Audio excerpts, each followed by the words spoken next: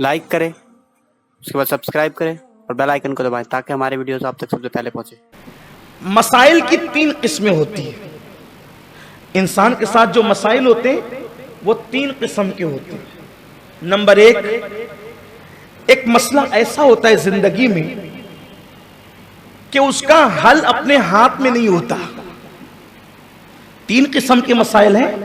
पहला मसला ऐसा है कि जिसका हल अपने हाथ में नहीं होता, इंसान को इंतजार करना पड़ता है कि वक्त आएगा तो यह मसला खुद ब खुद हल हो जाएगा। आप हल करने जाओगे परेशान रहोगे, जितना उसको हल करने की कोशिश करोगे उतना परेशान रहोगे। तो उसके लिए क्या करना पड़ता है? इंतजार करना पड़ता है। वक्त आने पर यह हल होगा। जैसे किसी को रिश्ता नहीं आ रहा है, एक मसला है, मर्द हो या औरत, रिश्ता उसको नहीं आ रहा है तो उसकी मर्जी का नहीं आ रहा है। अब वो क्या करे? परेशान है, इधर उधर उधर हाथ मार रहा है, खूब परेशान हो रहा है, परेशानी बढ़ती रहेगी। ऐसा मत कीजिए।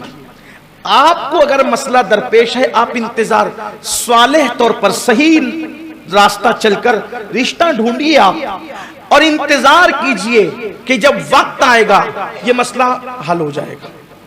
ये हल होने वाला, इसको हल होना है, लेकिन ये वक्त से पहले आपकी कोशिश से हल नहीं होगा। अगर आप सोचें कि अपना रिश्ता किसी के भी साथ दुपट्टे में बांध ले, नहीं हो सकता।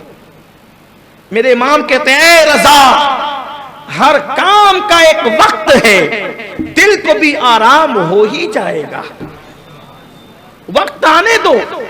वक्त से पहले कोई चीज तलब मत किया करो। वक्त से पहले किसी चीज को मांगा मत करो। वक्त से पहले किसी चीज में उजलत मत किया करो। इंतजार करो, अपने अल्लाह पे भरोसा करो, अपने अल्लाह पे एतमाद करो। वक्त आएगा तो होगा। तो अगर रिश्ता नहीं तय होता है, हंगामा करने की जरूरत नहीं है। साले तौर पर सही पाथ से, सही रास्ते से ढूंढिए जो तरीके हैं, मगर इंतजार कीजिए वक्त आने का। वक्त आएगा तो मसला हल हो जाएगा। नंबर 1, ये ऐसे इस तरह के और भी मसाइल। नौकरी नहीं मिल रही है, कोशिश कीजिए, कोशिश कीजिए, वक्त आने पर वो हल हो जाएगा। ये हो गया। नंबर 2, दूसरा मसला वो होता है कि उसका हल अपने हाथ में नहीं होता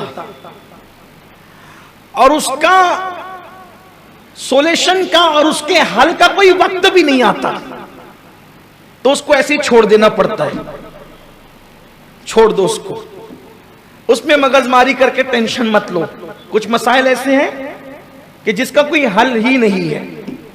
किसी मुफक्किर ने बहुत खूबसूरत बात कही थी कि अगर छत की घर गिर रही हो, खूबसूरत बात है, माजी करीब के एक मुफक्किर ने बहुत अच्छी बात की थी। कोई मजजूब उसने कही थी ये बात, मजजूबियत छाई रहती थी उस शख्स पर, लेकिन बात बड़ी खूबसूरत की। उसने कहा कि अगर छत गिर रही हो भागो, छत गिर रही हो भागो, बच जाओगे, लेकिन आसमान गिर रहा हो रुक जाओ। आसमान अगर गिर रहा हो तो क्या करोगे? छत गिर रही हो तो भागने से बचोगे, आसमान गिर रहा हो तो क्या करोगे? अब कहीं भी भागो, भाग तो सकते नहीं, और रुक जाओ, अब तू जो चाहे वही हो। उसका कोई हल नहीं है।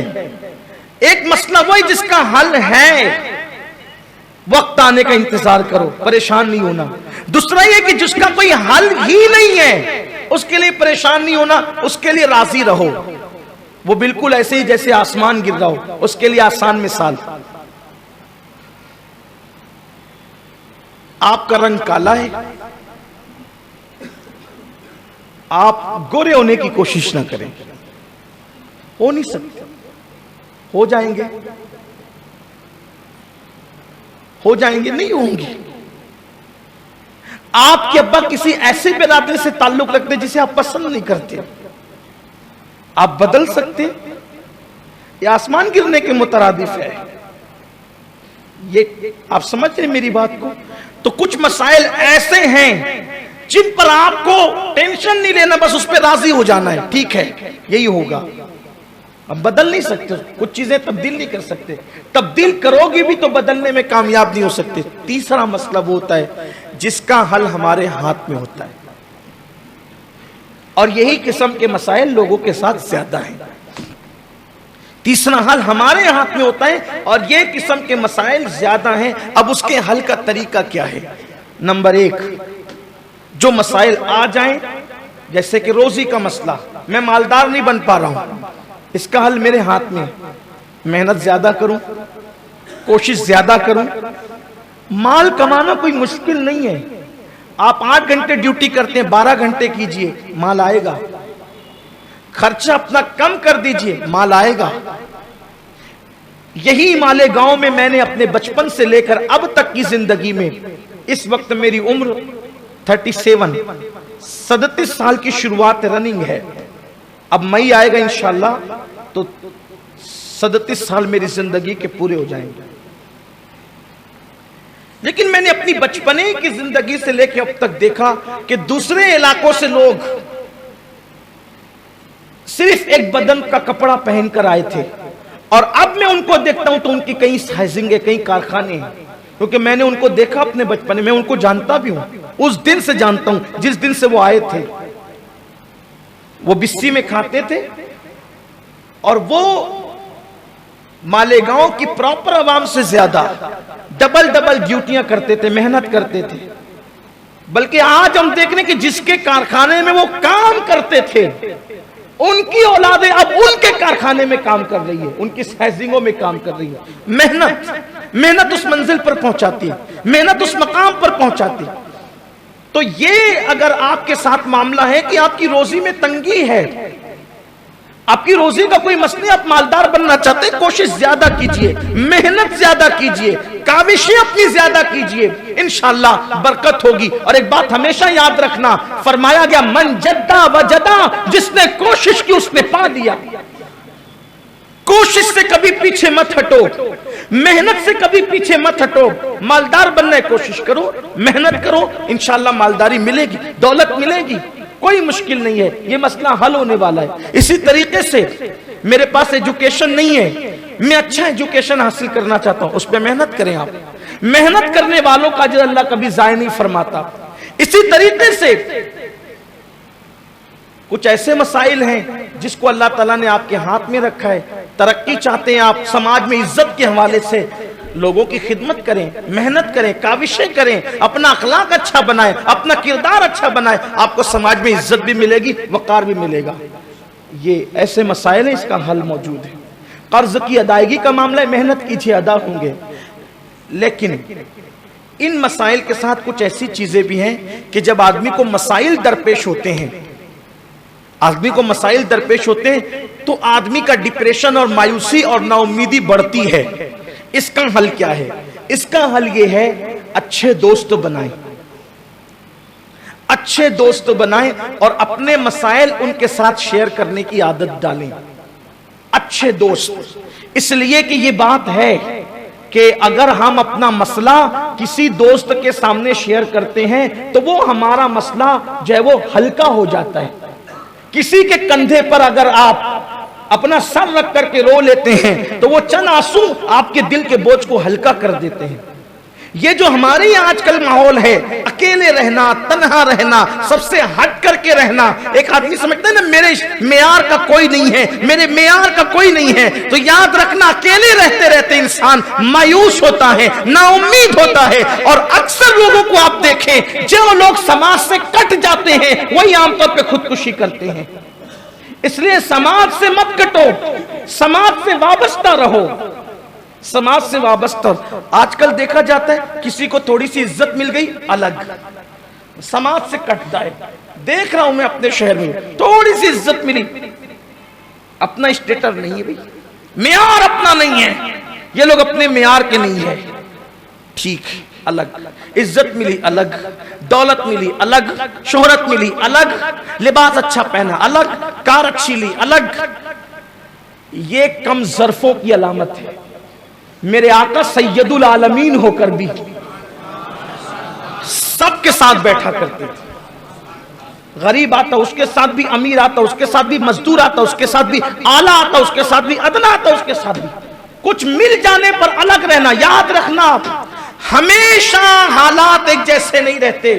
हुजूर सैयदी मुहद्दिस आज़मीन का एक शेर है बहुत खूबसूरत।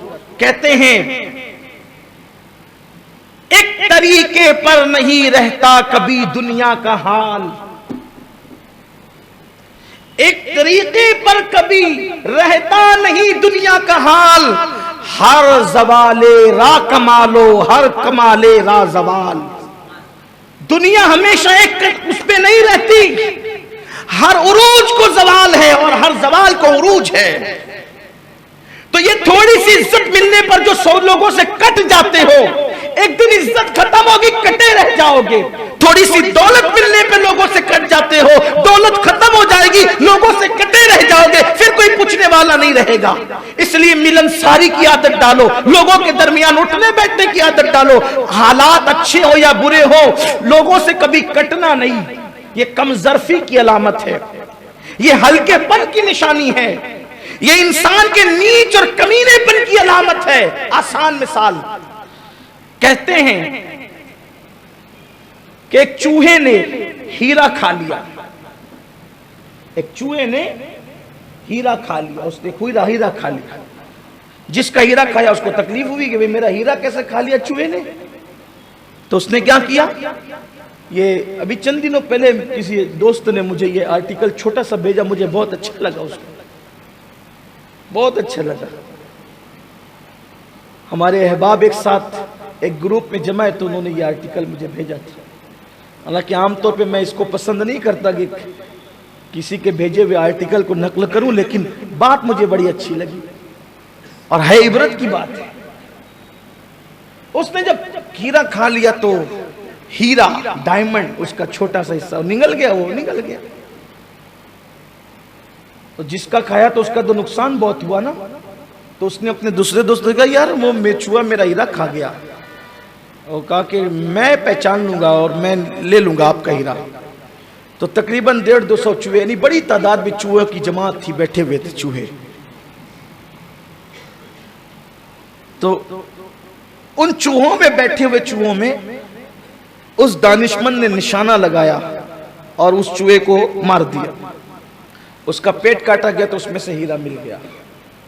तो उस शख्स ने पूछा यार इतने सारे चूहे थे, इतने सारे चूहे थे, सब काले काले चूहे, तुमने कैसे पहचान लिया कि इसी ने हीरा खाया है? इसलिए कि हीरा खाते तुमने देखा नहीं, अगर देख भी लेते तो सारे चूहे एक जैसे दिखते हैं, तुमने कैसे पहचाना? कि उसने बहुत अच्छी बात कही, कहा कि वो हीरा खा लिया था ना उसने, तो चूंकि उसके पेट में आ गया था माल हीरा, तो अपनी बिरादरी से कट के अलग बैठा हुआ था। क्योंकि जब ना अहलों को, कम ज़र्फों को कुछ भी मिल जाता है तो फिर वो थोड़ा अलग रहने की कोशिश करते हैं। मैं समझ गया जो अलग है उसी के पास माल है, तो फिर मैंने उसका काम तमाम कर दिया। इसलिए अगर कुछ मिल जाए मिलनसारी होनी चाहिए। एक तरीके पर कभी दुनिया का हाल नहीं रहता, हर उरूज को जवाल है और हर जवाल को उरूज है। इसलिए याद रखना कभी भी अलग थलग नहीं रहना। अच्छे दोस्त तो बनाए, लेकिन एक बात कहता हूं, दोस्त तो बनाए मफाद परस्त नहीं। एक होता है दोस्त और एक होता है मफाद परस्त। कुछ लोग चाय की वजह से दोस्त बनते हैं, जब तक चाय पिलाओगे दोस्त रहेंगे, चाय नहीं पिलाई दोस्ती खत्म। कुछ लोग पार्टी खाने की वजह से दोस्त बनते, जब तक खिलाओगे तब तक दोस्ती रहेगी खत्म। हमारे यहाँ कैसी दोस्ती इस्लाम में, हमारे कहा मन अहब्ब लिल्लाह व अबग़दा लिल्लाह व आता लिल्लाह व मना लिल्लाह फ़क़द इस्तकमल अल ईमान। जिसने मोहब्बत अल्लाह के लिए किया, जिसने दुश्मनी अल्लाह के लिए की, ऐसे दोस्त ढूंढे जो लिवजहिल्लाह दोस्ती करें। और जो ऐसे दोस्ती करते हैं, मेरे आका ने फरमाया क़यामत के दिन अल्लाह उनको नूर के मिंबरों पे बिठाएगा। दोस्त बनाए ऐसे जो वाकई आपका, जो आपका गमगुसार हो,